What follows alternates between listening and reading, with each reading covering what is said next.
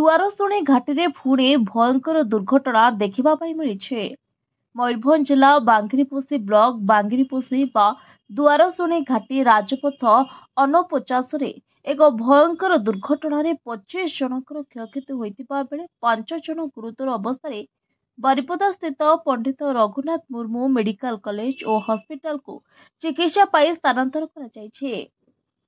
ତେବେ ଘଟଣାରୁ ସ୍ପଷ୍ଟ ହୋଇଛି ଯେ ଶ୍ରୀ ଗଣେଶ ବସ୍ଟି ଏକ କାରକୁ ଓଭରଟେକ୍ କରୁଥିବା ସମୟରେ ଏହି ଦୁର୍ଘଟଣାଟି ହୋଇଛି ବୋଲି ସ୍ଥାନୀୟ ବାସିନ୍ଦାଙ୍କ ଦ୍ୱାରା ଜଣାପଡ଼ିଛି। ଏପରି ଏହି ଘାଟି ଆଉ କେତେ ଜୀବନ ନେବ ତାକୁ ନେଇ ପ୍ରଶ୍ନବାଚୀ ସୃଷ୍ଟି ହୋଇଛି।